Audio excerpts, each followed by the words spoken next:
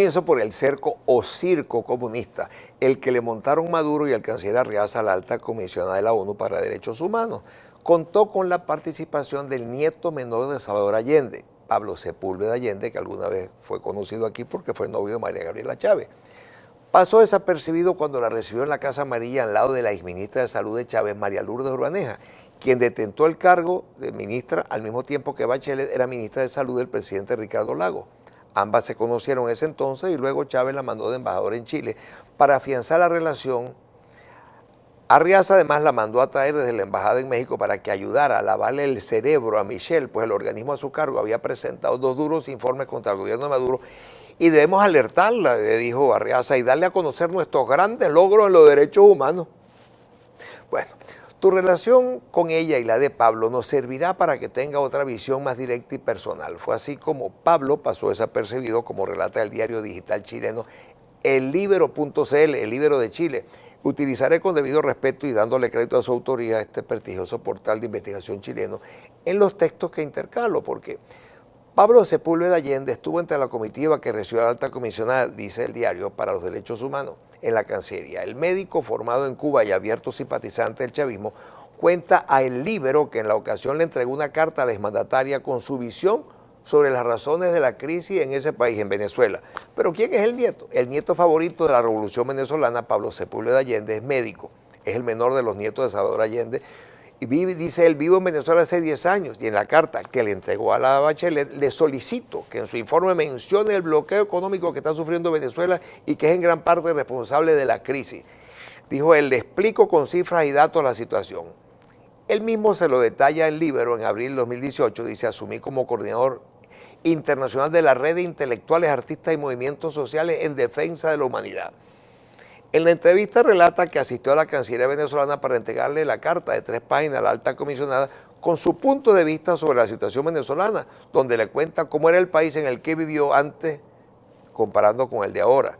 Y dice, vivo en Venezuela hace 10 años y en la carta le solicito que en su informe mencione el bloqueo económico que está sufriendo Venezuela y que es en gran parte responsable de la crisis. Le explico, dijo él, con cifras y datos la situación. Recordemos que este nieto llegó con Chávez en 2009 y al ser novio de su hija, por supuesto que vivió en mejor tiempo que el de hoy con Maduro.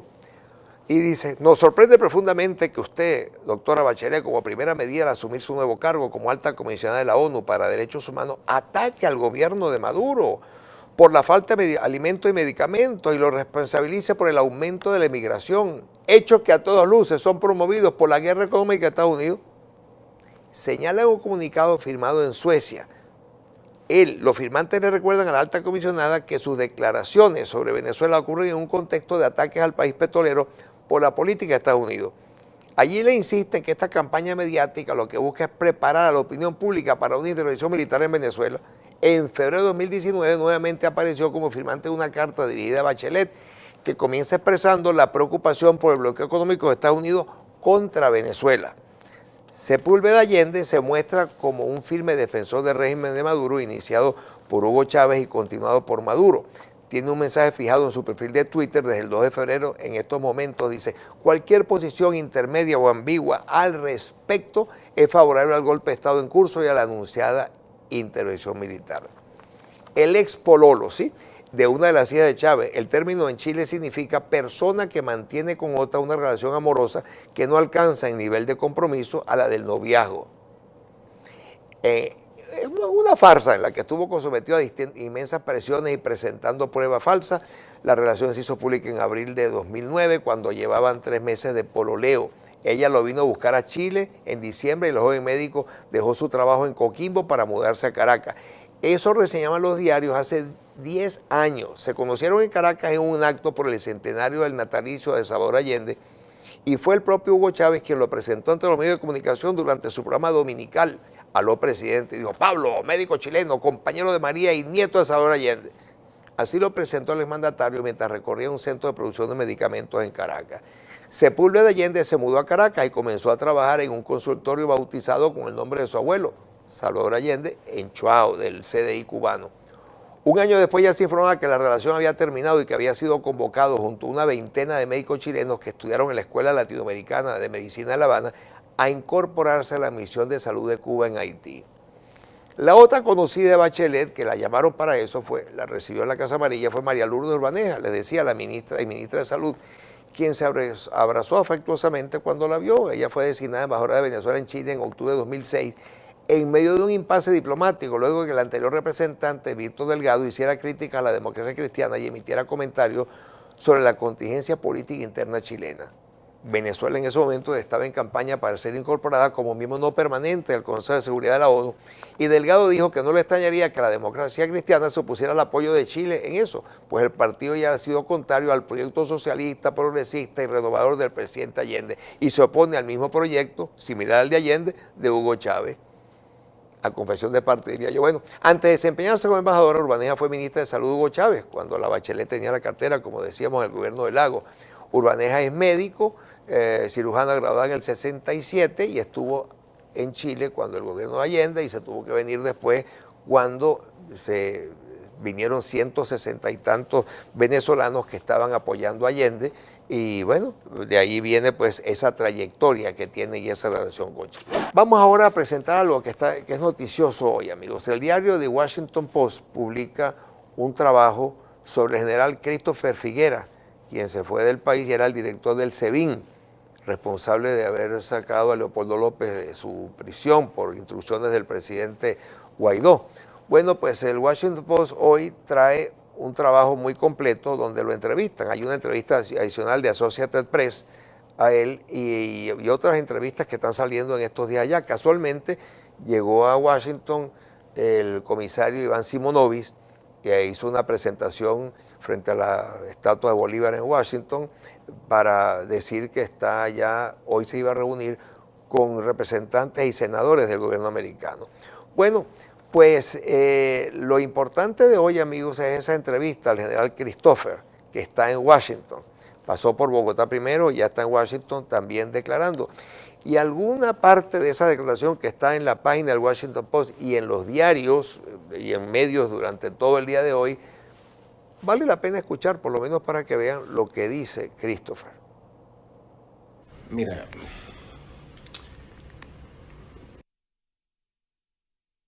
si de algo me arrepiento es de no haber soltado a todos los presos, chicos. Porque hay poca gente que está secuestrada y está injustamente allí. Yo tengo deuda con esa gente, ¿sabes? Yo en algún momento pensé que yo iba a ser capaz de sensibilizar a Maduro. Ahí hay personas que tienen cáncer. Ahí hay personas que tienen... Hay una muchacha que tiene una condición especial. Ahí hay gente que nada tiene que ver. Nada tiene que... No tiene por qué estar presa. Yo creo que se pudo haber hecho más. Esa gente no representa una amenaza para el país. La familia, la tragedia que vive la familia de esa gente, porque cometió un error. Bueno, él directamente, él es el responsable, él es el jefe de esa empresa criminal, pues. Su familia está involucrada en eso. El ministro de Industria, que es el vicepresidente del área económica, está involucrado en eso. El ministro de Finanzas está involucrado. El presidente del Banco Central está involucrado, pues. Y de eso tengo elementos de convicción que de alguna manera tendré que consignarlos ante organismos internacionales para contribuir pues con la salida de... Yo no tenía la cercanía con Maduro como cuando estaba de subdirector en la DGCIN y cuando estaba de director en el CESPA. Sí. No la tenía como la tuve en estos últimos 6 meses, ¿no? Y evidentemente hay una situación en el país donde la mayoría de las personas se está yendo, tienen problemas problemas económicos terribles, hay una desinversión en educación, en todas las áreas. La producción petrolera está mermada. El tema agroalimentario terrible, la delincuencia galopante, unos grupos que no pertenecen a ninguna organización armados, allá los llaman colectivos. Todas esas cosas a mí no no estaba de acuerdo con ella. En algún momento yo se lo manifesté a Maduro. Algunos informes que le entregaba a Maduro no eran agradables. Por ejemplo, cuando le entregaba los estados de opinión, el tema económico, el tema de la desinversión petrolera, el tema de la no publicación de los indicadores del Banco Central, el tema de la inflación desmedida. En algunos momentos, Padrino López me llegó a decir que no me pusiera incómodo. No te pongas incómodo, Christopher, porque sé cuidadoso. De que cuando vi que no iba a haber una marcha atrás de las sanciones, cuando vi que Estados Unidos y la Unión Europea se habían tomado en serio el tema de salir de Maduro, me atreví a sugerirle a él que cambiara el CNE y que hiciera unas nuevas elecciones. Eso fue en abril, a comienzos de abril de este año. Ya después, porque tú me dices, ¿en qué momento tomé la decisión? Bueno, en el momento que comencé a chocar con la realidad, ya pues, a chocar con la realidad así de cerca, palparla, enterarme de la corrupción galopante. Bueno, imagínense todo lo que tiene ese señor para decir allá.